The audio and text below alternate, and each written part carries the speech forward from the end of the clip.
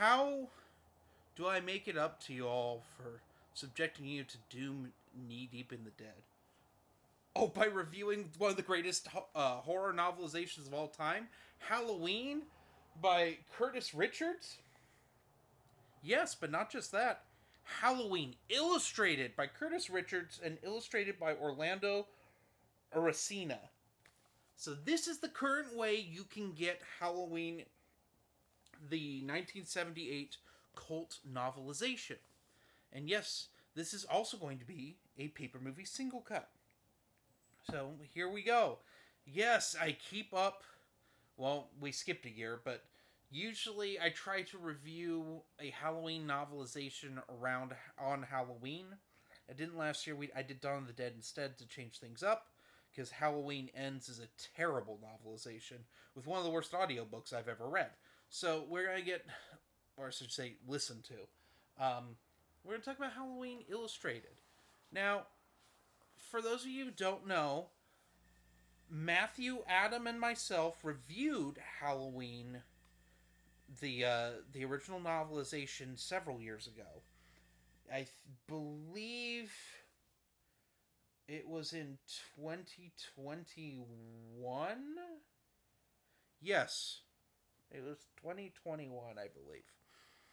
Because I listened to it when Gabby and I had only been dating a few months, and I listened to most of it coming back from a wedding where. Here's a funny story, and I'll throw in a funny story about this. This is how I always remember it. 80 Slasher Librarian did a wonderful audiobook for it, and I was listening to it on our drive back from Ukiah. It's a small, like, ranching community in California. We went to a wedding that had over 600 people at it. It was crazy. Also, a guy peed himself and kept dancing.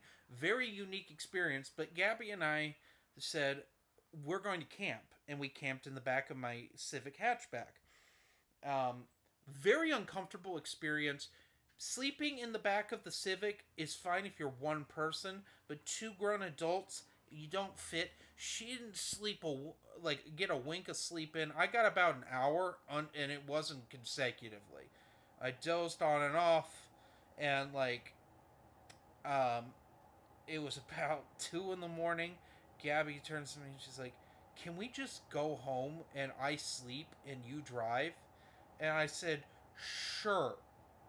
What I didn't realize is how difficult it was going to be to traverse that in the dark, because we parked in a pasture and I had to off-road the Civic. It was a bad time, but I got us out of there. It took an hour, but in the meantime, she just slept in the back, and I drove us home. It was good. We weren't living up here. We weren't even living together at the time. So I drove her back to her house, and I went to mine. And during that time, I listened to the novelization to this novelization. And I love this novelization. This is one of the hardest novelizations to find because it's considered by many to be like one of the best novelizations of all time.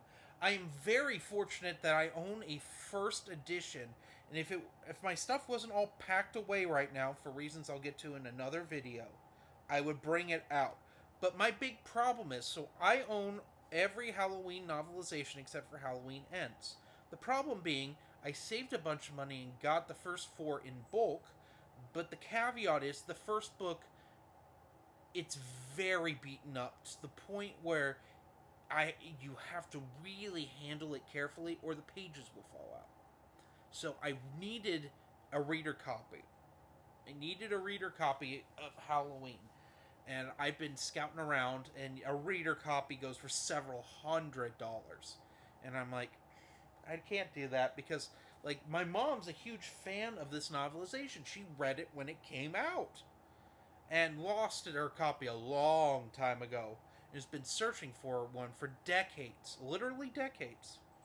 And one day, I'm sitting with Matthew and Adam. We're in our group chat, and we're just talking about new horror novelizations in particular that are coming out. Because Encyclopocalypse is always getting like the really like Amityville Death Toilet, like things like that. They'll get the rights to, and they'll make novelizations. And then you have Stop the Killer Games or Killer Books. I can't remember what they are. They're the ones that just did the Basket Case novelization that just came out. And they did My Bloody Valentine a while back. That's really sought after, and Silent Night, Deadly Night's the one I own. And I think we're doing a Black Christmas one, too. So, we were talking about that, and we were going through... It was right around the time that the Basket Case novelization pre-order came out. They got dropped.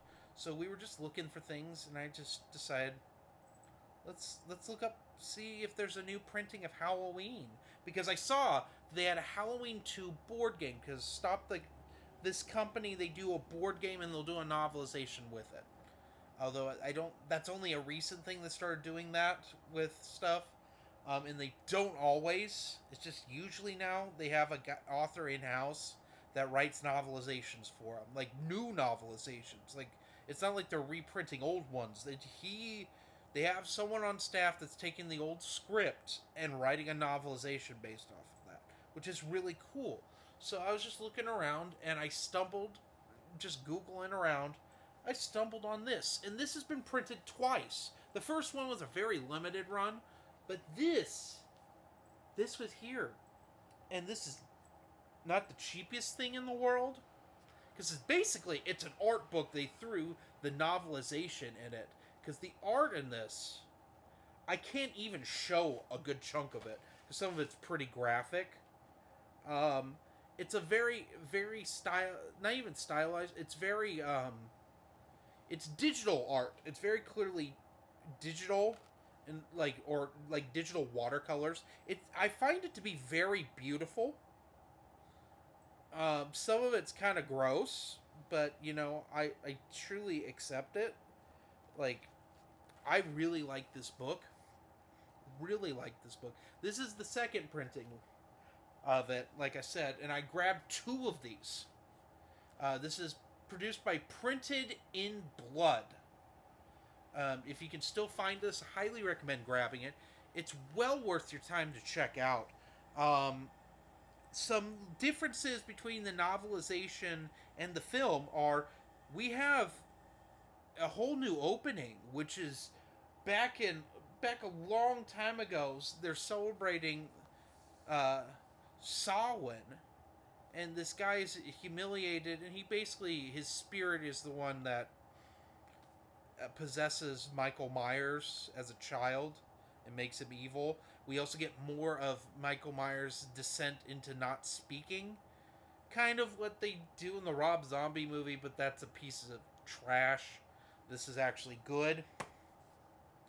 But, yeah, it does add things to the film. It fleshes things out, I will say. It's probably the best reasoning that's ever been done with Michael Myers as to why he's killing, because they never follow up on this specifically. I always had hoped that, like, if they had done novelizations for, like, I know there's a fan novelization of Halloween 5, which I was tempted to review on here, but I did not have time to read it.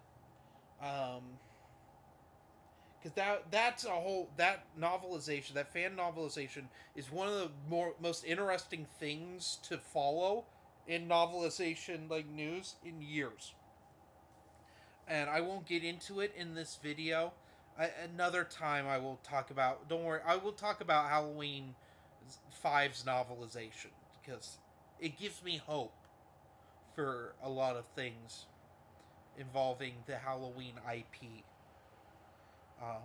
Anyway, what would I rank this? A good 5 out of 5. This is a perfect novelization with wonderful art. If you can get this edition, get it. Get it. It's a better deal to get this behemoth than to pay hundreds of dollars for the original printings, because I think they did 2 print runs of the original novelization. This is the same text. It's the same text as in that, but you've got all sorts of interesting art and stuff too. Well worth your time. So anyway, happy Halloween. Thank you for sticking around with me this month. It's been quite the journey to review this many things in this short of a time. I normally don't do things like this for a reason.